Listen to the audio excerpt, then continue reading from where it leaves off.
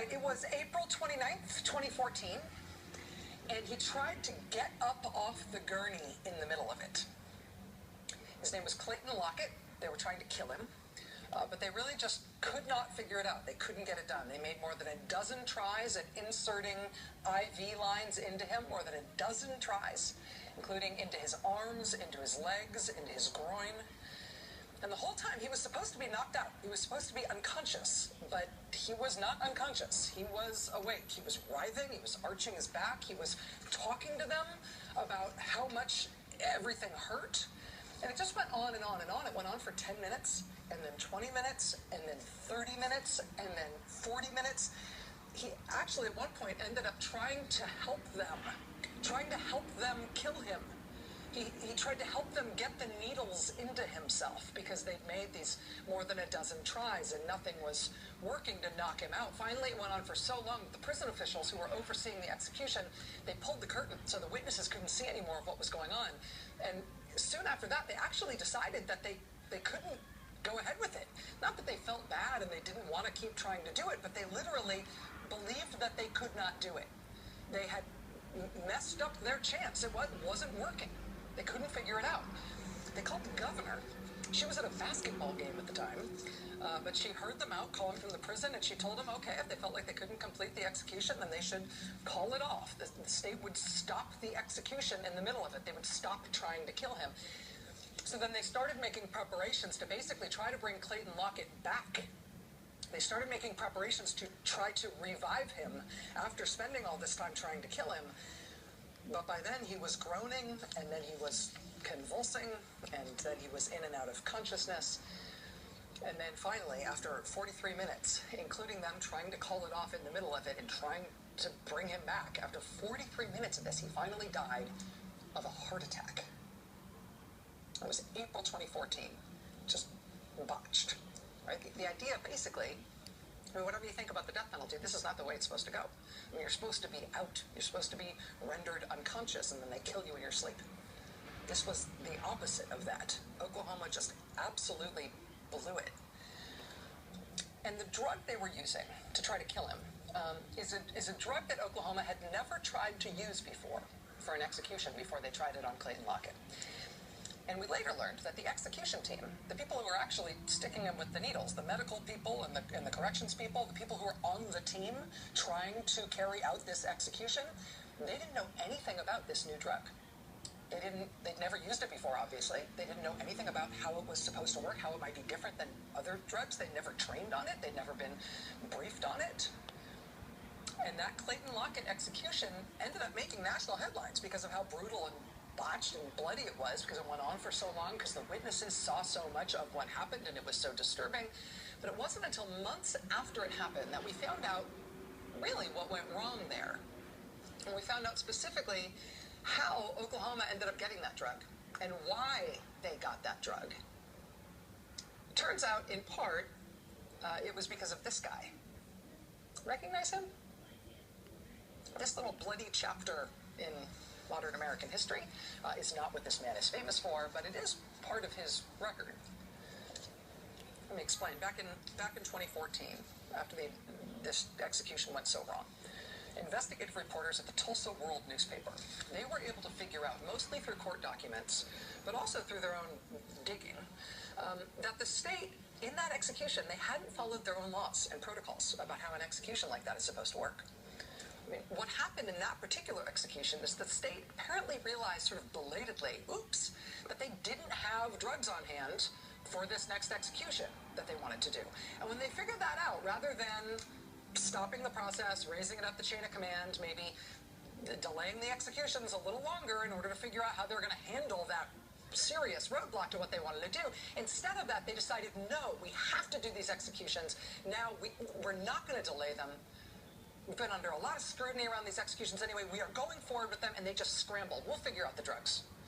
And specifically, it was lawyers from the General Counsel's Office in the Corrections Department and lawyers from the Attorney General's office. Scott Pruitt, the Attorney General of that state. His office and the top lawyer at the Corrections Department, they decided, with this execution date bearing down on them, they decided that they were basically going to freelance it. They were going to figure it out. Never mind the protocol, never mind the rules. They tried to figure it out themselves. Lawyers from Scott Pruitt's office and the General Counsel's office of the Corrections Department, they personally got online and they said they just started browsing around. The General Counsel later explained in a court filing that he and Scott Pruitt's office, they started basically randomly looking around online to see if they could figure out how long it takes for various drugs to kill people. Now remember, these are lawyers. These are not medical professionals of any kind who have any expertise in this matter. And when the lawyers were asked where they got the information that they found about how long various drugs take to kill people, I want to read you, literally, the actual quote in the deposition, and the answer to that question was this, quote, "On WikiLeaks or whatever. I did my own research. I looked online, you know, went past the key WikiLeaks or whatever it is." That's where they say they found the information that led them to pick the drugs that they picked, that were then used for the first time in that state on Clayton Lockett. They found it on WikiLeaks or whatever. They looked around online. The Attorney General of the state is not supposed to be involved in a process like that. Picking the actual drugs, that is not the Attorney General's purview. Nobody in the Attorney General's office is even expected to have any expertise for doing anything like that. And the rules and protocols in the state don't say that the Attorney General should do anything like that. And the Attorney General, Scott Pruitt, he denied up and down for a long time that he or his office had anything to do with that process. No, we didn't have anything to do with picking those drugs. Why would anybody even say that? Obviously, that's not in the rules. Why would we do it? But you know what? That was an investigation. Multiple sources, multiple other actors, multiple other state officials involved in that terribly botched process of killing that guy in 2014. Multiple people said, despite your denials, Scott Pruitt, yeah, you were involved in this. The Department of Public Safety in Oklahoma did an investigation into the botched execution. And the director of the Corrections Department confirmed that the lethal drugs in that execution were not chosen according to the protocol designed by the state. They weren't. They were picked by the lawyers. He said, quote, "The previous General Counsel and the Attorney General's office, that's who chose the drugs." That General Counsel who was himself involved in searching the WikiLeaks or whatever for the drug information, along with Scott Pruitt's office. He later explained how it was that he and these other lawyers ended up in that weird position which they were never supposed to be in. He told investigators that basically it was political. He told investigators that the state was under a lot of pressure to carry out that execution that night, particularly because it was supposed to be a very exciting doubleheader. That night, it was going to be Clayton Lockett, and then they had another guy standing by who they were going to kill with the same drugs right after Clayton Lockett. They were going to do two in one night. A lot of attention for something like that. Quote, "The Attorney General's office, being an elective office, was under a lot of pressure. The staff over there was under a lot of pressure to say, get it done, you know? And so, yeah, I think it was a joint decision, but I gotta say, there was a definite push to make the decision. Get it done. Hurry up about it. Get it done. Hurry up about it." That was from the Attorney General's office, because it's an elective office. There's an ambitious guy in that office. And they wanted to get those guys killed, get this thing over with. That's right. Who cares what the drug is? Who cares if we've never used that drug before? Look something up on the WikiLeaks or whatever. You got yourself a smartphone, right? We'll use something we have never tried before. Who cares? Get it done. And that is how Scott Pruitt apparently ended up making the decision about a brand new experimental method that Oklahoma would try out on its prisoners. That led to 43 minutes of Clayton Lockett writhing and talking and trying to get the needle in himself, and them trying to call off the execution in the middle of it, and him trying to get up off the gurney. Before finally, 3/4 of an hour into it, it was finally a heart attack that killed him. Publicly, Scott Pruitt denied up and down that he had anything to do with that his office worked on that in any way. The state investigation proved that he was lying when he issued those denials. Now, around the same time that investigation became publicly known, Scott Pruitt got famous for something else. He, in fact, made the front page of the New York Times. It was an investigative piece by Eric Lipton at the New York Times that eventually won Lipton the Pulitzer Prize for investigative reporting in 2014. Eric Lipton discovered that what Scott Pruitt was doing on environmental issues in Oklahoma is that he was taking letters and documents written by oil and gas companies that were big campaign contributors to him, and he was literally copying and pasting the full text of the documents that they wrote, the letters that they wrote. He was copying and pasting those things from oil and gas companies onto his own letterhead, intact, as if they were his own work. And then he was sending those things to Washington as if they were the views of the state of Oklahoma. And mostly those letters were like berating the EPA about something or another. Well, now Scott Pruitt is who the Trump administration has chosen to run the EPA for the country. And the vote on his nomination is supposed to be tomorrow. But despite all of that stuff, which is known about Scott Pruitt and a lot else besides, his vote is scheduled tomorrow. And it looks like the wrench in the works on Scott Pruitt, if there is going to be one, is a wrench in the works that a judge in Oklahoma threw tonight. Tonight, a judge in Oklahoma threw a wrench in the works for the Scott Pruitt nomination, because there's actually something else that Scott Pruitt was starting to get famous for in Oklahoma. For the last 2 years, he has been refusing to answer public records requests sent to his office in Oklahoma. He's the Attorney General of the state. He's subject to the same transparency rules and freedom of information rules as every other part of the state government. But for the last 2 years, Scott Pruitt has inexplicably just been rejecting public records requests for documents and correspondence between his office and oil and gas companies. There's no legal basis for him resisting or rejecting these records requests. He's just been saying no. And tonight, a federal judge...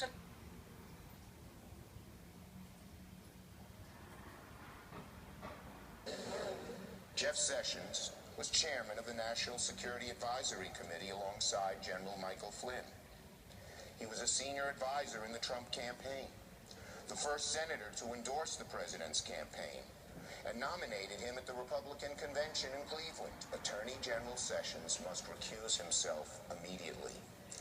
Any investigation headed, directed by, or influenced by the Attorney General will be jaundiced from the very start.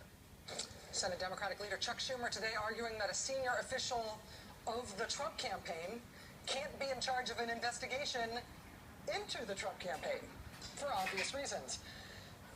Whether or not that investigation is about something as sensitive as the Trump campaign's alleged contacts with the Russian government while the Russian government was trying to influence our election.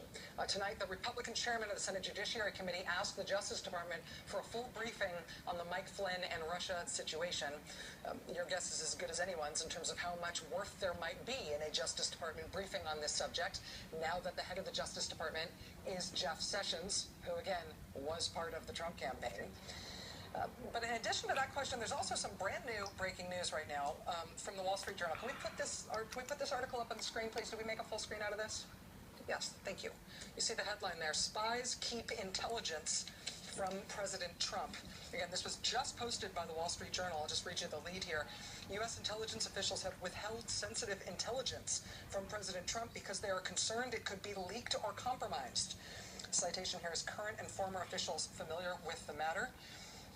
In some of the, again, quoting from the Journal, in some of these cases of withheld information, officials have decided not to show the president sources and methods that the intelligence agencies use to collect information.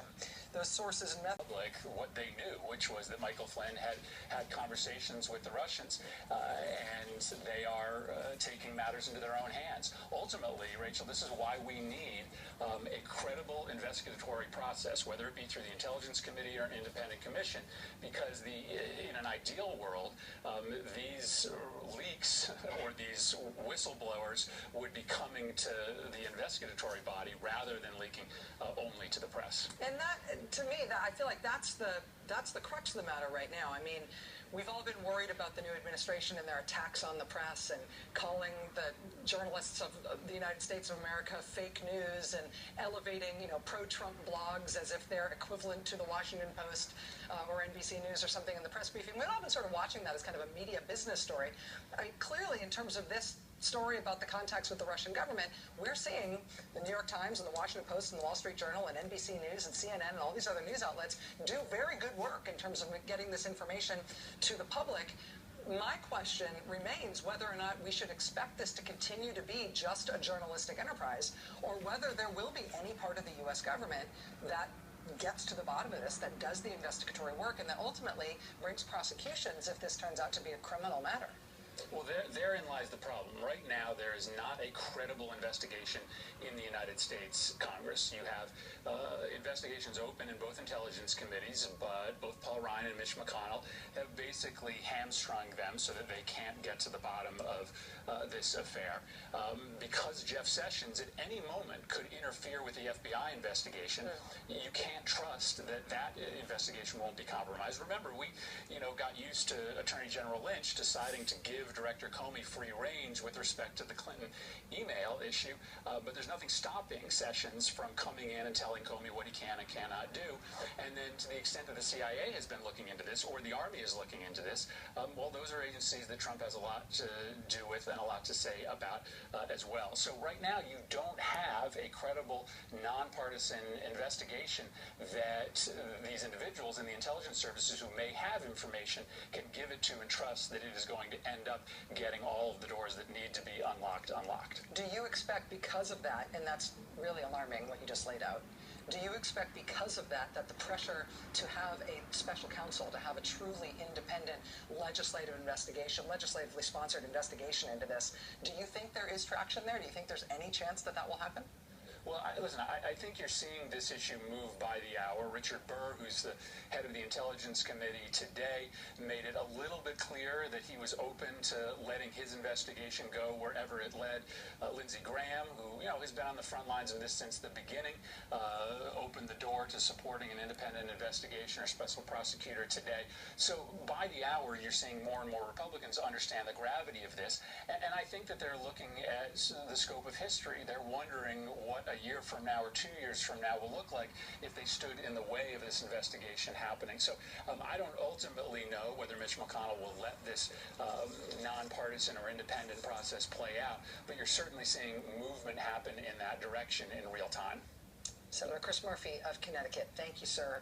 The clear and actually a little scary, which is happening more and more each time we talk. Thank you, sir. Appreciate it. Thanks, Rachel.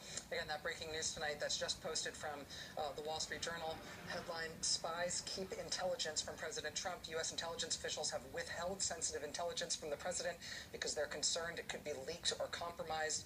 Officials in some cases have decided not to show the president sources and methods that the intelligence agencies use to collect information because they don't trust that it's a safe thing to communicate to him. Much more ahead tonight. Stay with us. Hey there, I'm Chris Hayes from MSNBC. Thanks for watching MSNBC on YouTube. If you want to keep up to date with the videos we're putting out, you can click subscribe just below me, or click over on this list to see lots of other great videos.